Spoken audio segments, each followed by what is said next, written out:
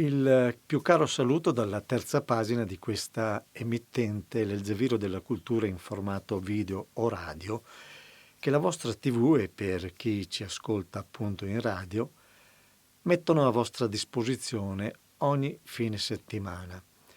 E settimana dopo settimana ci stiamo avviando lentamente e ci auguriamo tutti inesorabilmente ad un giro di volta che, lo speriamo appunto tutti, possa rimettere al centro gli interessi dei cittadini, quelli legati al lavoro, perché che si sappia il lavoro a migliorare la qualità della vita della gente comune come noi. È la possibilità di concretizzare il risparmio che ci fa guardare al futuro con serenità. Dalle bollette, non solo da quelle che ci stanno arrivando, lavoro e risparmi paiono qualcosa di lontano, molto lontano nel tempo. Purtroppo è l'approdo al quale ci hanno portato coloro che si sono dimenticati di alcuni fondamentali proprio della cultura. È giusto per fare un esempio, per farvi capire, dell'articolo 1 della nostra Costituzione, il quale recita: l'Italia è una repubblica democratica fondata sul lavoro. La sovranità appartiene al popolo che la esercita nelle forme e nei limiti della Costituzione. Fondata sul lavoro, credo, significhi che il lavoro deve essere una priorità. E se la sovranità appartiene al popolo, chi si diverte a formulare accuse di sovranismo per una mera questione di cultura, appunto, si legga proprio l'articolo 1 della nostra Costituzione. Se non erro, è ancora in vigore. E sempre a proposito di cultura, quella con la C maiuscola di Costituzione, si legga anche l'articolo 2.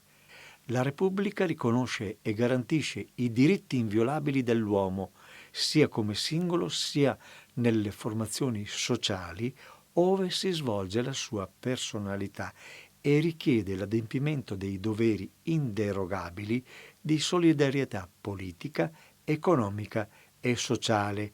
Doveri inderogabili di solidarietà politica, economica e sociale che proprio non si leggono nelle bollette ad opera degli olandesi, del TTF, quella minuscola società che gestisce in borsa il mercato del gas, o mi sbaglio? E appunto, giusto per completare il quadro sintetico, quello con la cultura con la C maiuscola della Costituzione, a questo proposito vale la pena di suggerire a qualcuno di quelli che ci hanno governato a rileggersi anche l'articolo 3 della nostra Costituzione.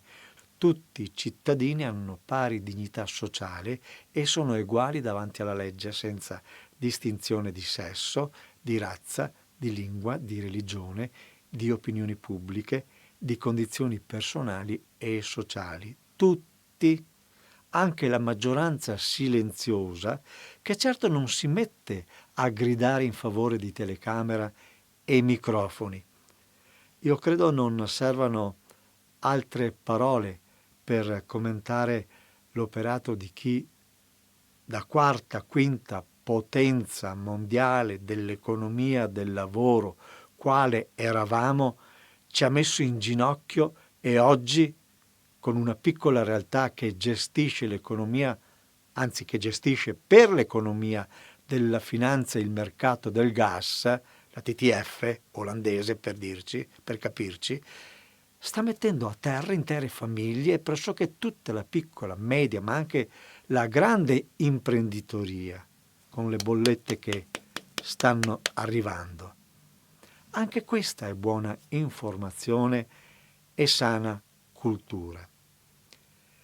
E venendo al nostro concerto, il concerto del fine settimana, in questa puntata vi proponiamo una replica del concerto per pianoforte e violino del 13 gennaio 2017 dall'Auditorium Mario del Monaco di Villorba, ospiti della municipalità della città di Villorba, attentissima da parecchi anni alla cultura.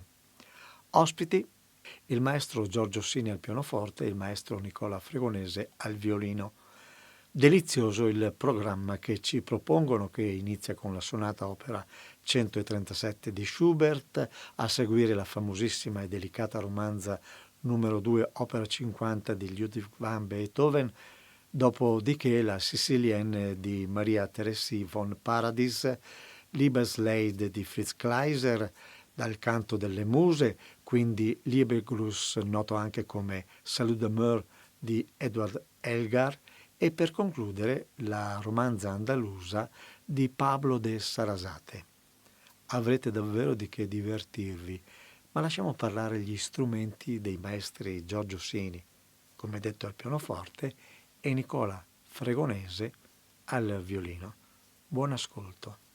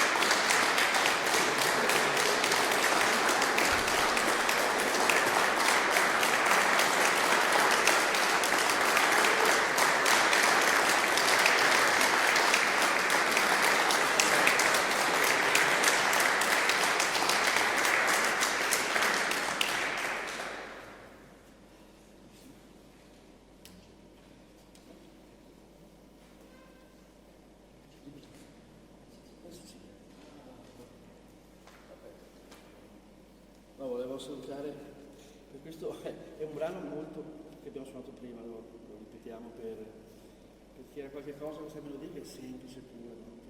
È una siciliana, ma in realtà ha questo, diciamo, questo ritmo di tempo di 6 ottavi che non è una danza, ma è qualcosa di melanconico e quindi ha sentimento e ve la riproponiamo.